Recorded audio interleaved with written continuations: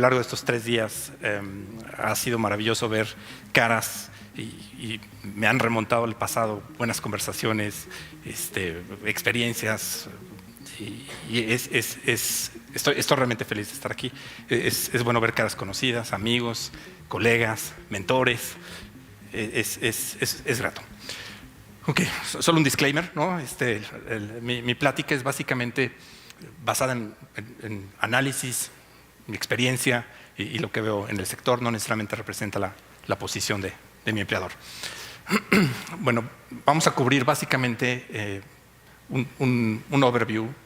Y antes de empezar, 3 disculpas. La primera, la presentación está en inglés. La segunda, a veces se me va a salir algo de Spanglish, ténganme un poquito de paciencia. La tercera, hay un par de láminas ahí que igual, si cualquier similitud con la realidad es mera coincidencia, espero que nadie se me ofenda. Vamos a cubrir básicamente un overview, la parte de los pilares de los sistemas de pago, cómo se ve la perspectiva desde el punto de vista de administración de riesgos y pues básicamente las conclusiones. Realmente podemos decir que la nueva matriz en la que todos vivimos es esto, ¿no? TLT, ¿no? Blockchain, fintech, cashless banking. Creo que en la audiencia tenemos varios generaciones. Me voy a regresar un poquito, un par de años, o muchos años más, ¿no? Recuerden en aquellos tiempos cuando un cheque no se podía cobrar en una sucursal que no era de la plaza, ¿no?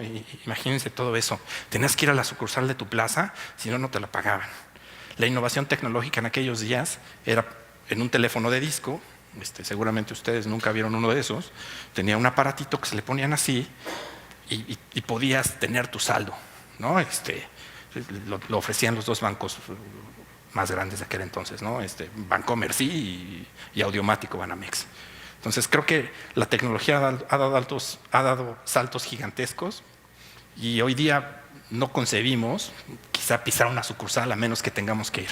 Quizá por el tiempo, quizá por la atención y quizá porque tenemos un banco en la mano y a un clic de distancia. Es una realidad que en todo el mundo el 65% de las personas que no tienen acceso a servicios financieros o que están subatendidos, ¿no? tienen un teléfono móvil, ¿no? Quizá no tienen una cuenta de banco, pero seguro tienen un teléfono móvil. La distribución es pues, básicamente muy diversa, no nada más es un tema de Latinoamérica, no nada más es un tema de África. Si pueden ver en el mapa, es un problema global. Y en cada una de esas geografías ha habido diversas maneras de poder atacar el problema a través de apertura de cuentas muy rápidas, quizá nuevos participantes, quizá crear un poquito ahí como de, estoy pensando en inglés, un poquito de leverage con la parte de las compañías telefónicas y quizá, ¿no? Así pasó un poco en Kenia, hasta que el tiempo aire se empezó a volver una moneda paralela, ¿no? Entonces, quizá la parte de un teléfono es una magia, ¿no? Por la parte tecnológica, por la parte que ello implica. La adopción de fintech en el mundo es muy variada, ¿no? Y es una realidad. Realmente en Latinoamérica pensamos que hay más de 1,100 fintechs y esta información debe ser hasta al año pasado. México realmente hay 273 fintechs, seguido de Brasil, ¿no? Perdón, al revés, Brasil es un poco más grande, México va muy de la mano, ¿no? Después Colombia y Argentina, y básicamente el 25% de ellas tienen inversión, ¿no? Su mayor foco es pagos, por obvias razones, la parte de crédito y pues básicamente lo que es la administración de finanzas, ¿no? Eso se transfiere en quizá contabilidad, servicios financieros. Si ven un poquito la gráfica, es bien interesante ver el gap que hay entre China, ¿no? Y eso es básicamente un poco por los modelos más innovadores, quizá los nuevos participantes, quizá un poco cómo juegan en toda la economía. Aquí en México, Miguel nos platicaba por ahí el miércoles, pues básicamente el crecimiento de las operaciones que ha tenido SPEI. Podemos ver que a pesar de que hay muchísimas operaciones que se realizan a través de medios electrónicos, hay todavía un buen porcentaje que la gente va y retira su dinero en el cajero y quizá hacen sus pagos. En la encuesta de Nacional de Inclusión Financiera del año pasado, pues básicamente el 85% de los pagos menores a 500 pesos se hacían en efectivo, ¿no? Y el 97% de mayores a 500 pesos se hacían en efectivo, ¿no? Conclusión, el efectivo es el problema. ¿Quién hubiera pensado en otras épocas que el efectivo era un problema? Como un sistema de pagos básicamente sólido, la principal característica de un sistema de pagos es que es rápido, ¿no? Un buen sistema de pagos, si yo te mando dinero y voy a tardar 3 días en que mi pago llegue a tu cuenta, a tu cartera o al medio que tú me indiques, híjole, quizá no es lo más eficiente, quizás sería más fácil sacar el billete y darte el dinero, que sea seguro, que todo el mundo podamos confiar en las operaciones que se realizan, ¿no? Que la experiencia del cliente sea básicamente transparente, que esté integrado, ¿no? Que no haya ahí un trámite tortuoso para poder hacer un pago, que nuestro pago tenga el dato suficiente para poder identificar quién me hizo el pago y por qué me hizo el pago, ¿no? Si me llega a mi cuenta algo y no tengo mayor referencia, por supuesto, todo lo que venga a la cuenta, bienvenido, ¿no? Pero sería muy bueno que venga más información.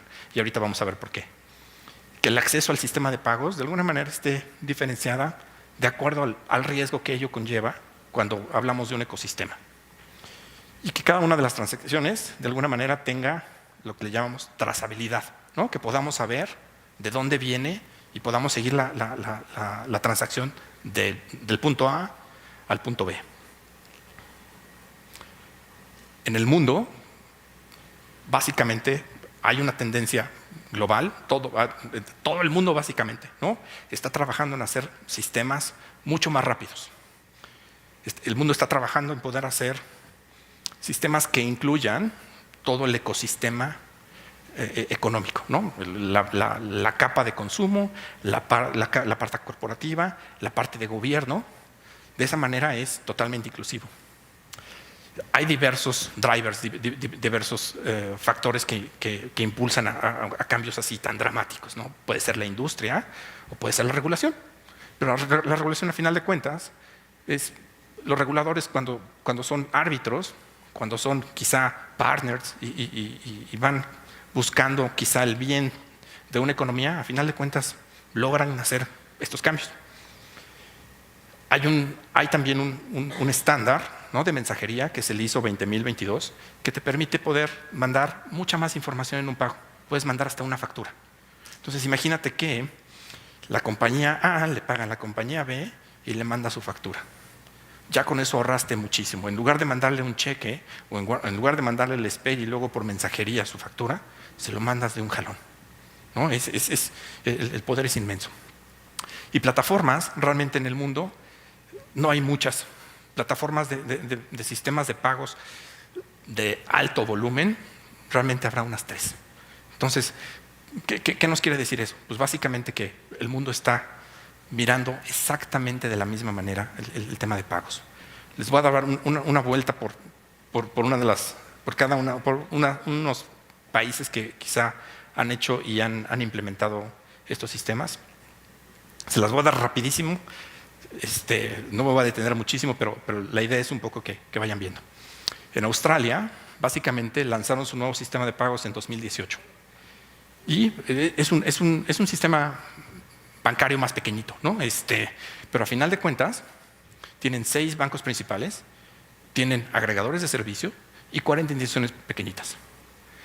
Un poco con la idea de abrir ese acceso, ¿no? Las transacciones se operan 24/7 en segundos. Lo mismo que podemos tener aquí en SPEI, ¿no? Y ya están poniendo un poco la parte del ISO 20022. Tienen un tema un poco como de lo que llamamos un overlay o quizá un prestador, un servicio, una capa de servicio que integra el identificador de la cuenta, que es lo que veríamos aquí como quizá el número de celular asociado a una cuenta, ¿no? Estos amigos lo están haciendo de una manera diferente y obviamente también están trabajando en un API framework y también un poco en la parte del sandbox. Hong Kong es quizá uno de los hubs más importantes.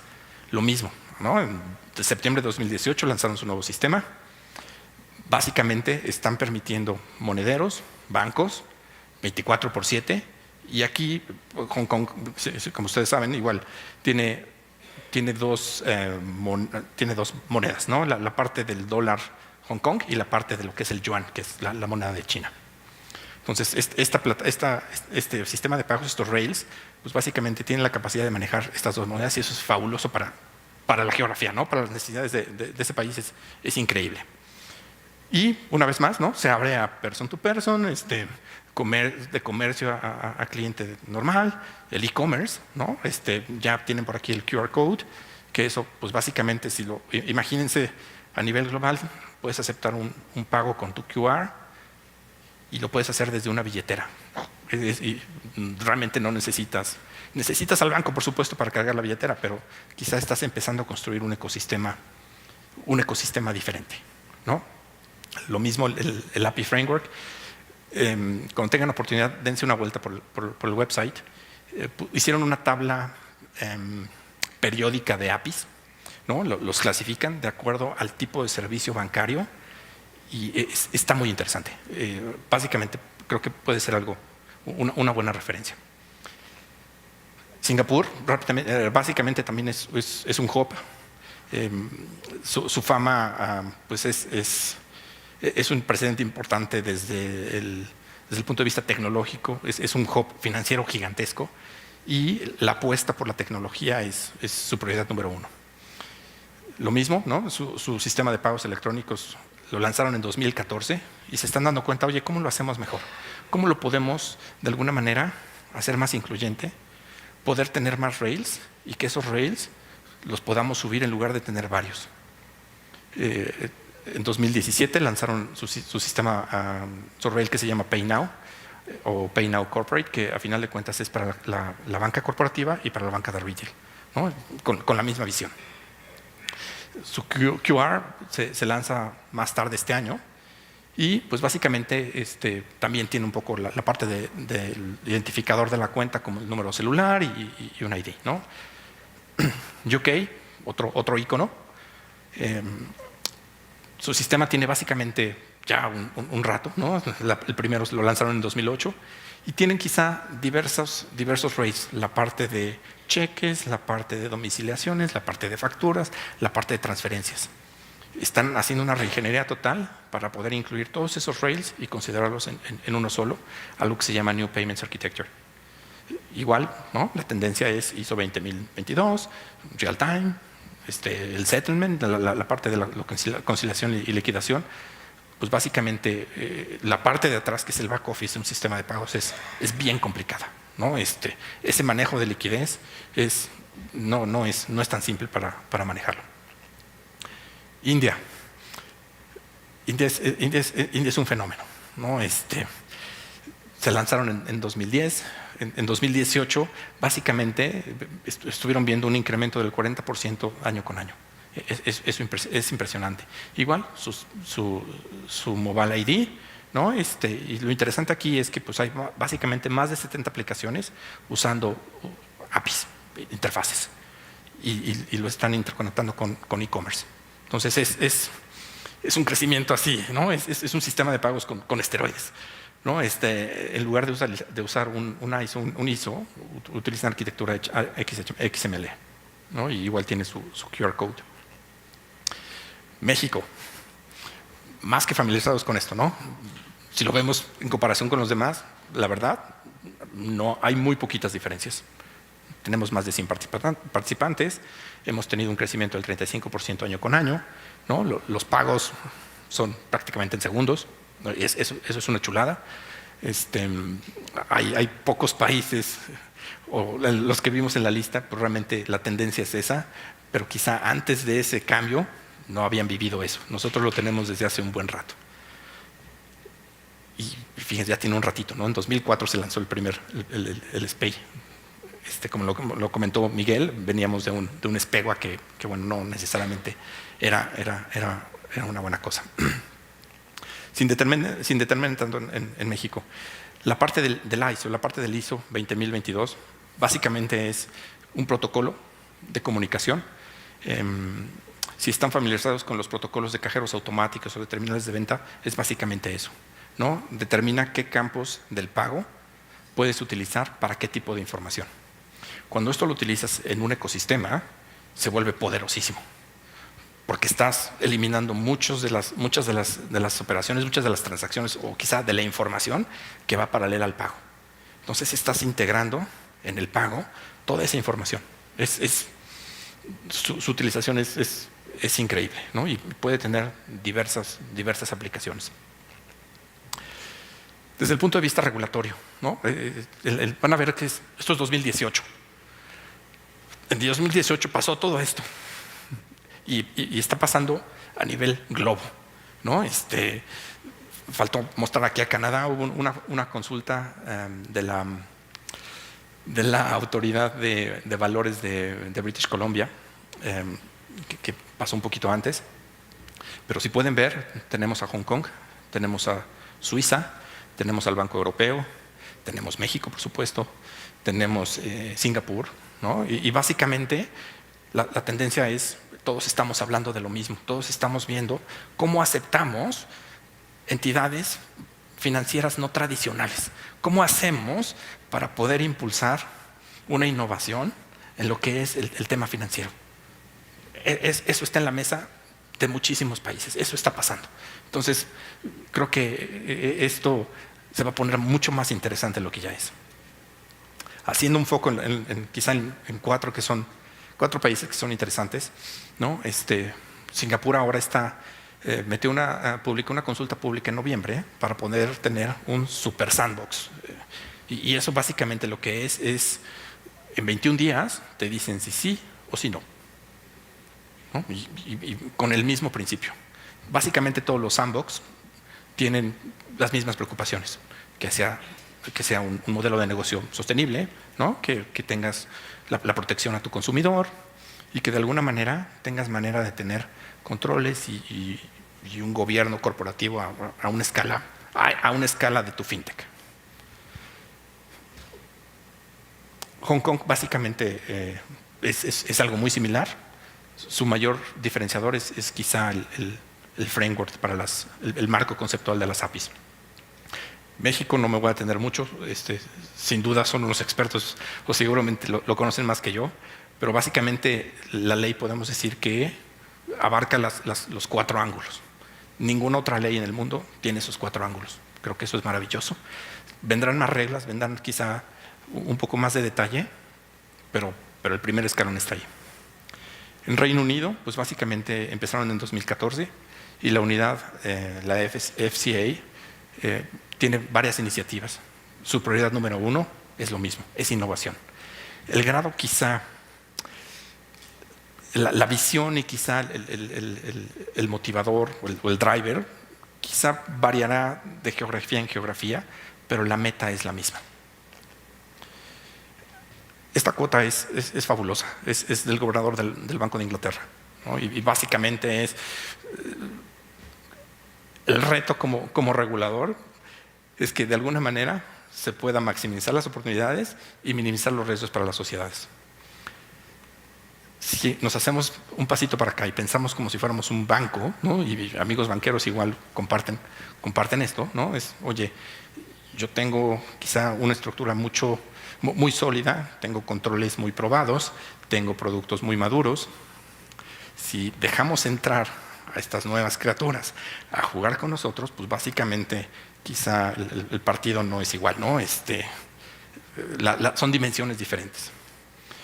Pero básicamente creo que es muy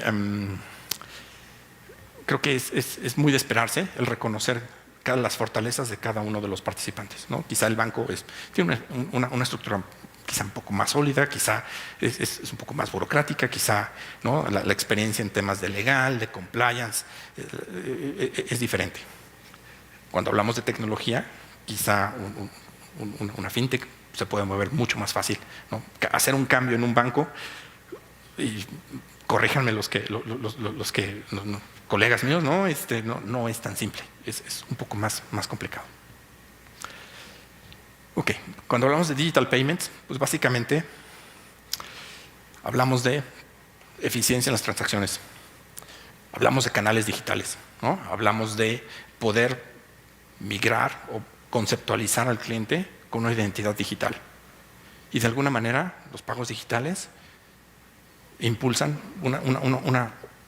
un ecosistema mucho más simple, mucho más, es un ecosistema al final de cuentas, ¿no? Vivimos en un mundo digital. Si diseccionáramos un pago, esta lámina es un poco de Payments Canada. En Canadá, así como en muchos países, están renovando su sistema de pagos y están empezando por lo básico, cubriendo básicamente 4 pilares, ¿no? La parte de el riel de tiempo real, la parte de los pagos de alto valor, la parte quizá de los pagos recurrentes y la parte de la compensación y liquidación. Si diseccionamos el pago así, podemos ponerlo en 3 capas. La parte de abajo, que son las funciones de soporte, y ahí viene todo lo que es básicamente los programas de lealtad, la parte tecnológica, la parte de compliance, la parte de los proveedores o la parte de outsourcing si quieren, ¿no? La parte de seguridad, la parte de fraudes, es todo lo que quizá ayuda a que suceda el pago y es inherente a un pago, pero realmente no es el pago.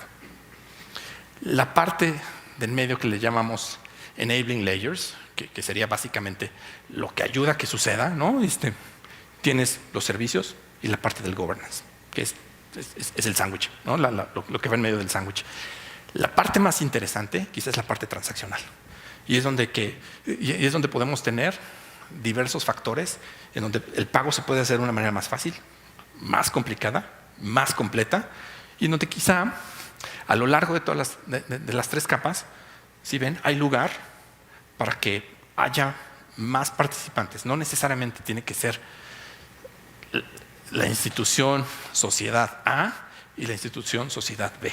Creo que hay bastantes oportunidades, hay bastantes funciones que de alguna manera pueden ser distribuidas y se pueden ensamblar como piezas de rompecabezas.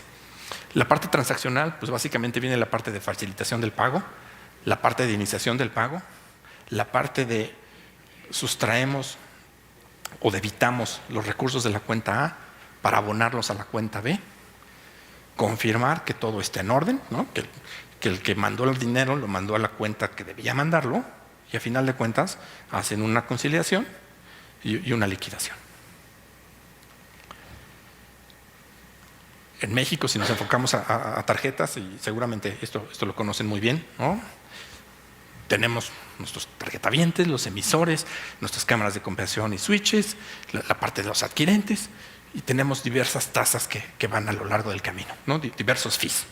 Y a final de cuentas, todo mundo es un ecosistema y todo el mundo tiene un pedacito. Perdón. En el estudio de Banco de México, pues básicamente que después de las tarjetas, lo que más se usa es el cash, ¿no? Como era de esperarse.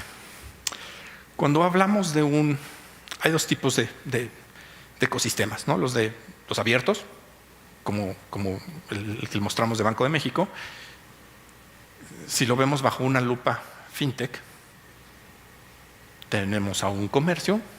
Dentro de este comercio quizá puede haber un agregador de comercios, sin que necesariamente sea un switch, puede ser una red.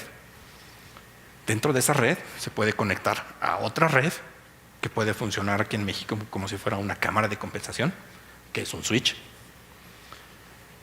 Puede llegar al adquirente, el adquirente va al otro switch, al emisor y al cliente.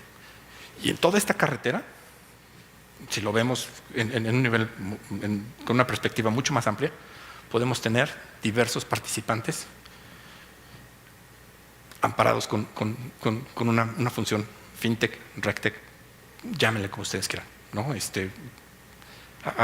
Así es como quizá lo podemos ver.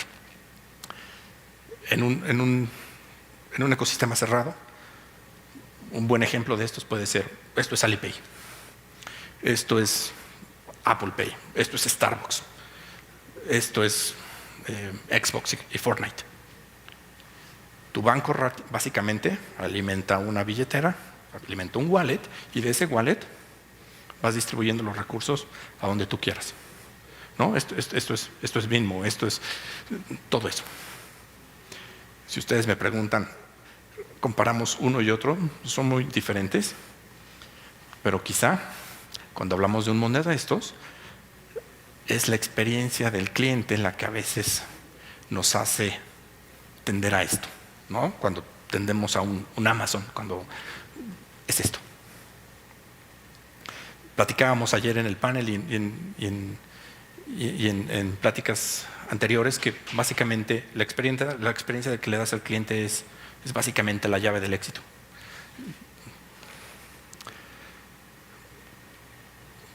¿Ustedes creen que FAMCA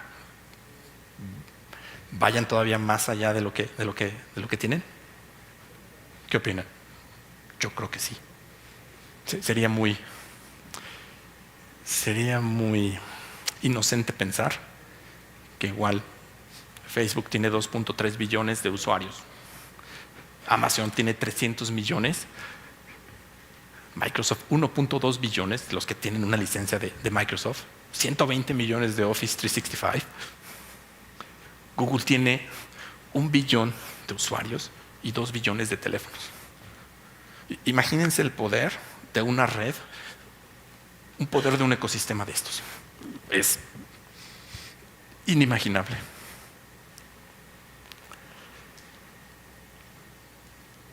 Y básicamente, yo creo que lo que hace la magia es tener una autenticación desde el punto de vista del pago, ¿no? Cuando tenemos eso en un contexto. No sé cuántos de ustedes hayan firmado un cheque en los últimos 6 meses. Espero que no muchos. Y sí, qué bueno, ¿no? No, sí, creo que quizá por dejar el registro, quizá por un tema más que pudiera tener una implicación legal, o quizá porque la persona que está recibiendo el pago no tiene una cuenta o no lo sé, ¿no? Pero si vemos un factor de autenticación como firma, como un factor estático, pues creo que se ve ya un poquito pasado de moda. Si vemos un password como nuestro único quizá medio de poder confirmar mi identidad, quizá es muy válido para algo que no tiene mayor riesgo. Quizá es muy válido. Hoy día hasta Yahoo, ¿no? Puedes ponerle ahí una autenticación extra y es un mail. Imagínense cuando hablamos de servicios financieros. Cuando salió la regulación de tokens en 2006 la primera vez, dimos el paso a lo que le llamamos un OTP. Y créanme que fueron discusiones bastante interesantes porque implicaba quizá una fricción con el usuario, ¿no? Si lo ves crudamente tengo que meter un numerito para que pueda yo sacar el pago. Pero a final de cuentas te da una certeza. Hoy día podríamos usar cualquier red pública y si nuestro banco hizo las cosas correctamente, estoy seguro que el dinero va a llegar del punto A al punto B. Si evolucionamos todavía, lo llevamos al extremo, ¿no? Y es donde lo tenemos ya, es usar el poder de nuestra huella, de nuestro iris, de nuestra voz. Y creo que quizá esa es la apuesta, ¿no? Ser capaces de crear un ecosistema en donde podamos tener el contexto, en donde podamos tener quizá eso y empezar a agregar valor. Realmente no es el pago, es la experiencia. Cuando lo vemos desde el punto de vista riesgos, todos los reguladores, cuando empezaron a sacar sus regulaciones, pues básicamente las principales preocupaciones de la EBA, de diversos organismos internacionales fueron: chispas, ¿y qué vas a hacer con el lavado de dinero? ¿Qué vas a hacer con cybersecurity? ¿Qué vas a hacer con la parte de transborder? ¿Cómo lo vas a cuidar? ¿Qué vas a hacer con la parte de los riesgos operacionales, los fraudes, ¿no? Es un punto muy válido, muy válido. Si lo vemos a final de cuentas, creo que podemos acotar en 4 los riesgos, ¿no? La parte de compliance, y quizá la mayor preocupación es el lavado de dinero. ¿Cómo hacemos para que las cuentas que se hablan dentro de ese ecosistema tengan ciertos filtros? ¿Cómo sabemos que no estamos metiendo ahí cosas extrañas, ¿no? La parte de riesgo operacional, evidentemente, el contratar un servicio de un tercero puede agregar un valor gigantesco. El tener nuestra información en el cloud, en la nube, puede ser una implementación rápida, sin dolor, seguramente muy segura, pero a final de cuentas hay cierta dependencia. Y si no es en la nube, y si no es con un gran proveedor, puede ser con otra compañía, y sin duda tiene que haber una labor allí, un due diligence, para estar seguro que lo que estamos contratando es lo que voy a tener de regreso, y que de alguna manera podamos medir el riesgo, ¿no? La parte de los fraudes, y ahorita andamos un poquito más. La parte de cyber. Cyber es, pues básicamente, si estamos hablando de medios electrónicos, desde mi punto de vista creo que es la pieza angular, ¿no? ¿Cómo sabemos que lo que estamos poniendo es totalmente seguro? Es una muy buena pregunta esa. ¿Cómo lo podemos acotar y poder llevar al mercado una solución segura, de una manera muy eficiente, y que podamos tener la certeza de que por lo menos hicimos nuestra tarea, y hasta ese día la vulnerabilidad mis servidores están seguros, ¿no? La parte de estrategia creo que también es muy clave. Es básicamente otro corazón, ¿no? Es otro pilar de la iniciativa.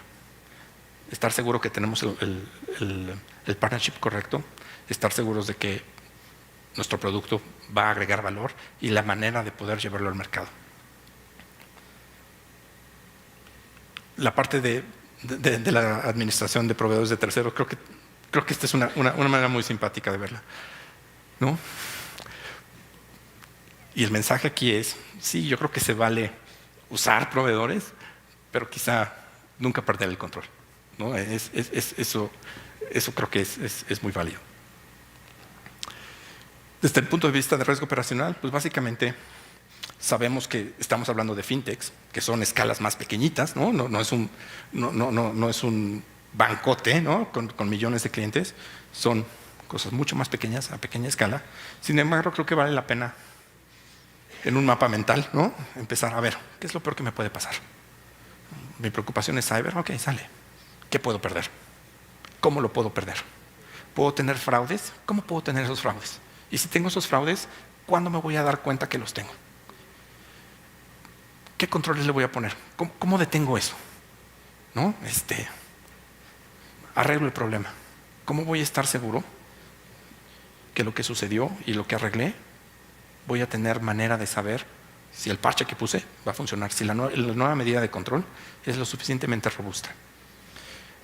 Y, por supuesto, tienen la parte de reportes, ¿no? En la mañana platicamos un poco ahí de quizá la oportunidad de hacer minería de datos. Hay infinidad de datos que, sin importar qué haga la fintech, tenemos que poner atención qué podemos aprender de todos esos datos, qué podemos traer de regreso.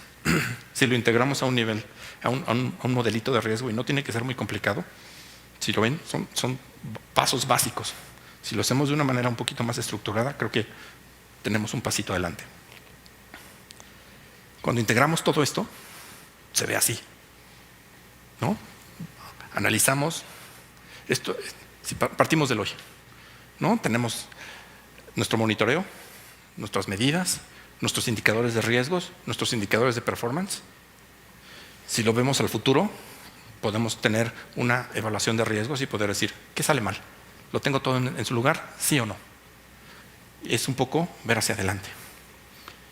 Cuando haces eso, tienes que ver un poquito para atrás. A ver, ¿puede pasar eso? Nunca ha pasado. Bueno, no porque nunca ha pasado quiere decir que no vaya a pasar. Si ya te pasó, ya lo arreglaste. Entonces es quizá poner todas las piezas completas. Para un banco, manejar el riesgo operacional es bien complejo, y a final de cuentas, Recuerdo que alguna vez estaba yo explicando riesgo operacional a uno de mis jefes que era como un perfil mucho más tecnológico, mucho más cybersecurity puramente. Después de explicarle muchas cosas, me dijo, a ver, entonces, riesgo operacional es como guardar dinero para un mal día, para cuando todo te sale mal. Sí.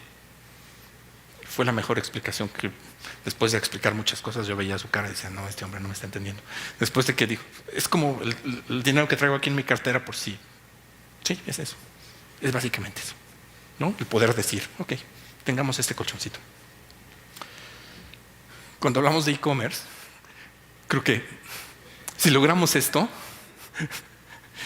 será fabuloso, ¿no? O sea, si podemos lograr la dependencia de una solución a que la gente diga, chispas, todo quiere a la sucursal, ¿no? Fue fabuloso. Y básicamente, ¿no? Conversamos de e-commerce, cuando empezamos en pagos, la parte medular sigue siendo tecnología y la experiencia del cliente. ¿Qué pasa si todo sale mal? ¿No?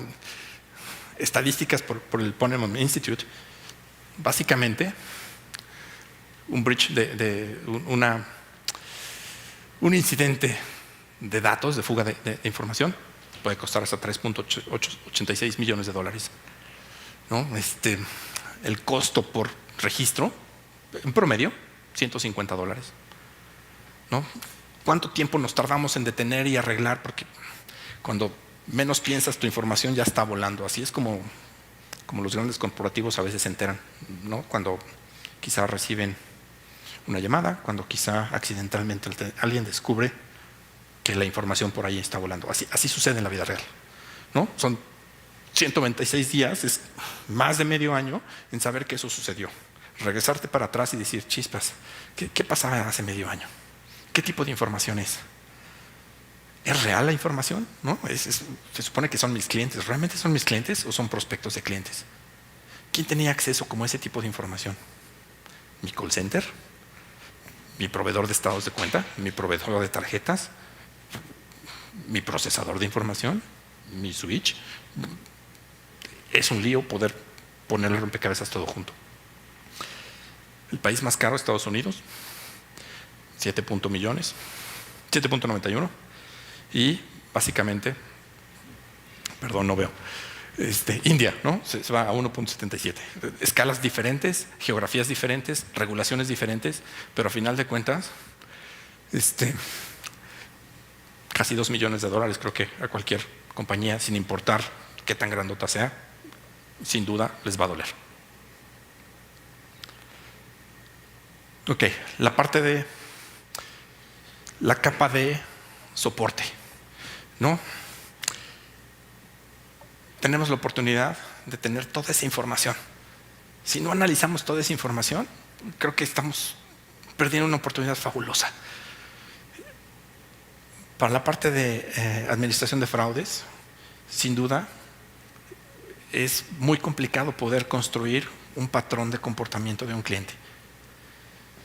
Si pensamos que tenemos un ecosistema más cerrado, es muy fácil. Si lo tenemos más abierto, es bien complicado. Hoy día los grandes bancos invierten mucho dinero en poder tener esos parámetros y poder tomar la decisión correcta en el momento correcto, con el cliente correcto, y poder decir, perdón, detuve un gol. Eso es realmente bien complejo. Con machine learning, con quizá un poquito inteligencia artificial, hay muchas maneras hoy día de poderlo hacer mucho más fácil, ¿no? La tecnología está ahí. Quizás solamente es armar el modelo adecuado para poder tomar la decisión adecuada con el comportamiento que tenemos ahí enfrente. Y hay muchísimas maneras de poder combatir la parte de los fraudes, ¿no? Métricas, límites transaccionales, controles operativos, controles tecnológicos, ¿no? ¿Cuántos de ustedes igual han viajado y no sé, loguean a Yahoo o a Facebook y te dicen, ¿estás seguro que eres tú? ¿No? Imagínate que alguien lo pueda hacer. Cuando pensamos de dinero, imagínate que accesas a tu banco o a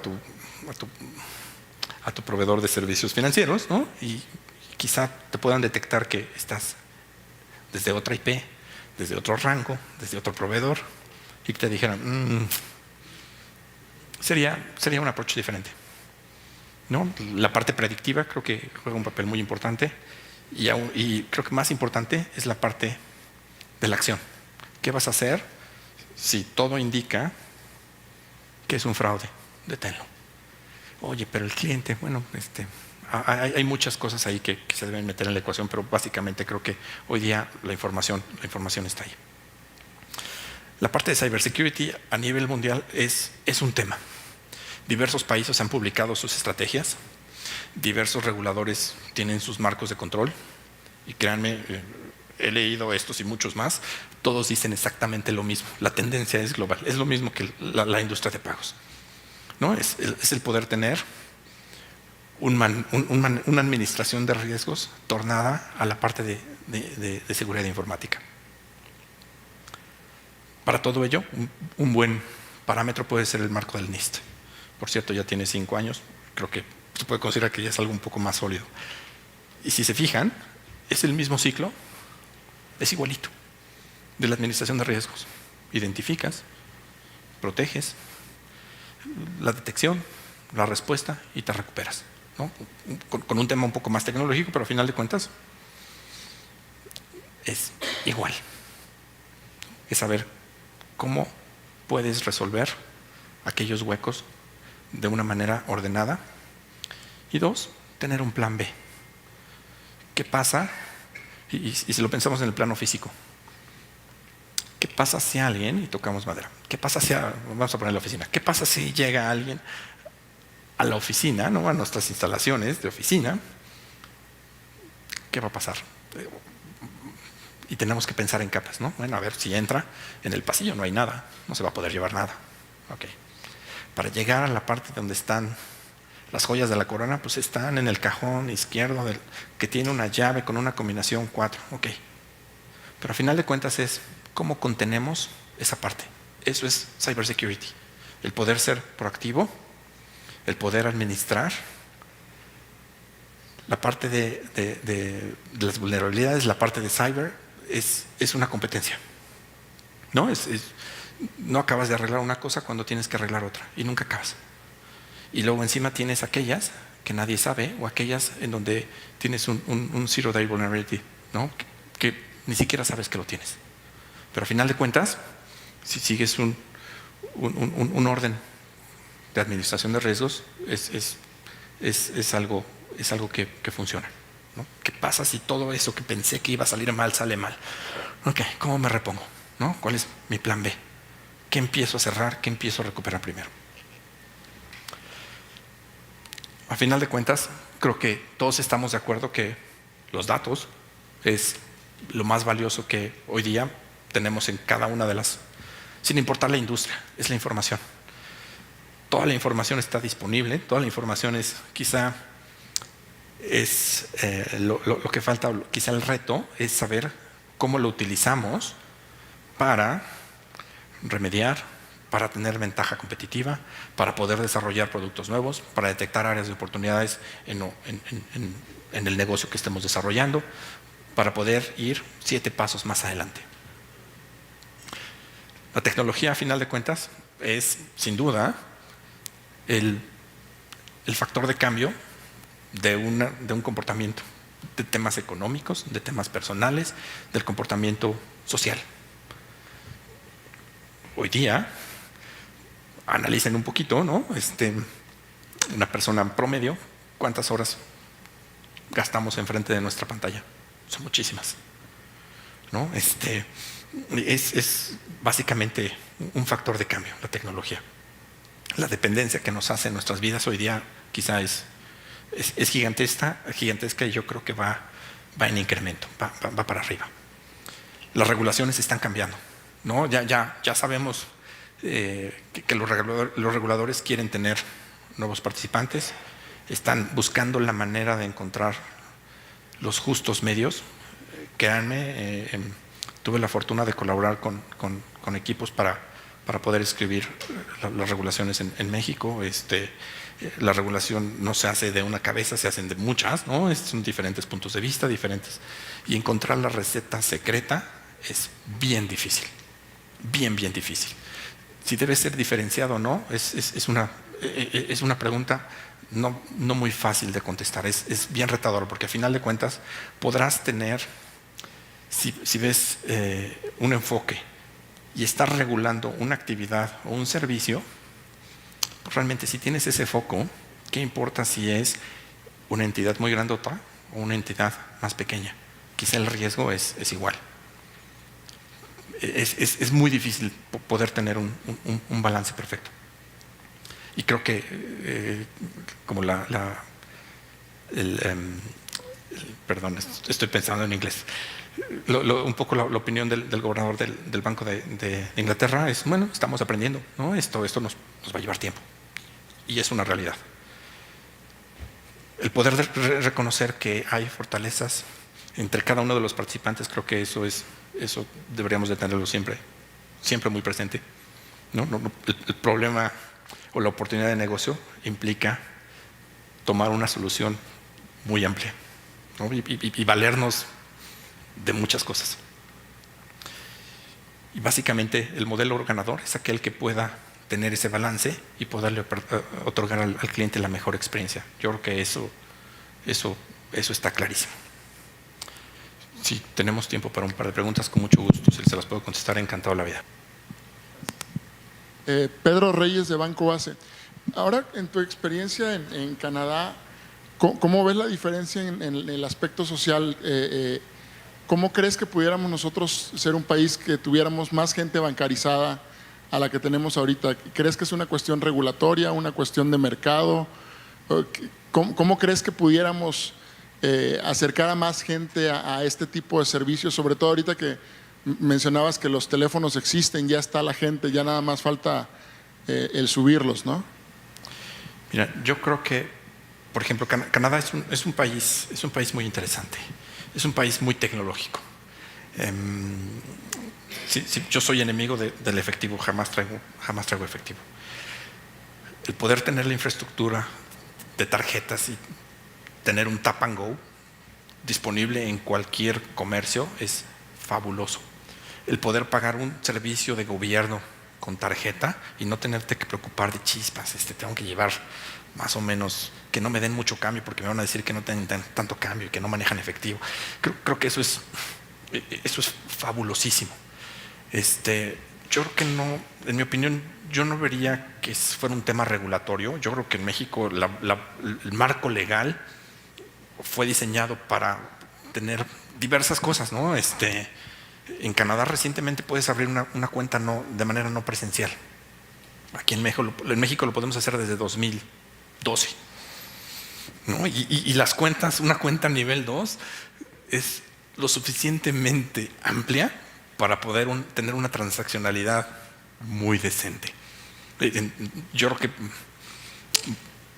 me atrevería a decir que quizá el 80% de nosotros con una cuenta nivel 2 para los gastos regulares podemos vivir al mes sin mayor tema.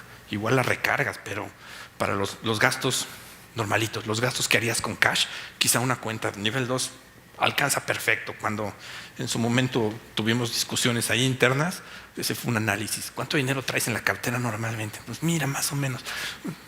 Probemos. Y estudios estadísticos demostraron que era eso. Entonces yo creo que es quizá el poder extender y encontrar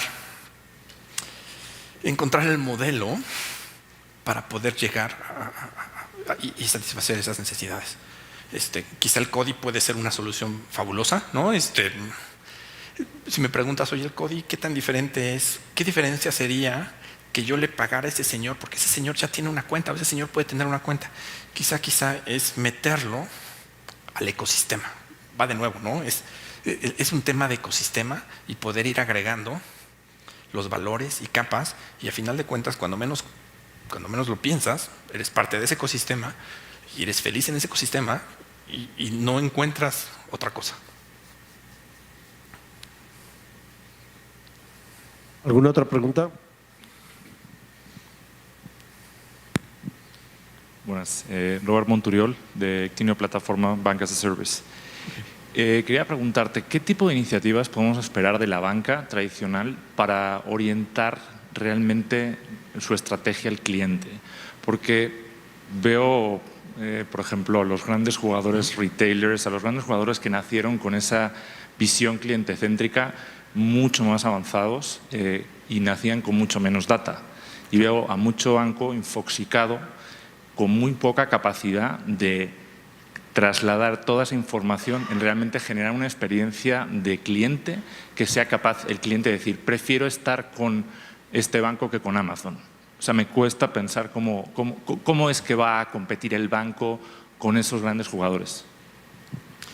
Es una pregunta muy interesante.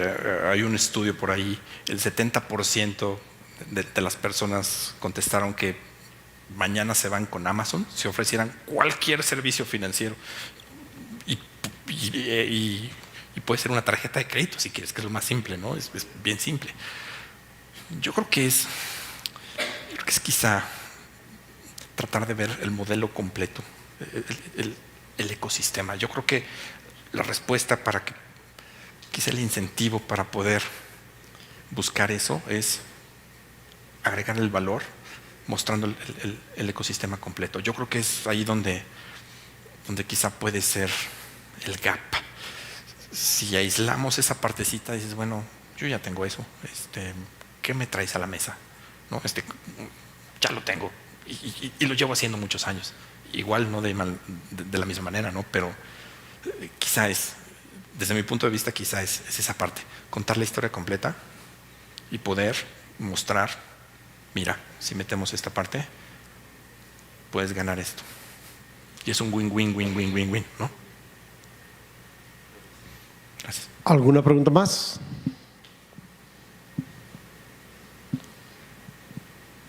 Bien, pues les pido que demos un caluroso aplauso a Benjamín Bernal. Benjamín, muchas gracias. Gracias.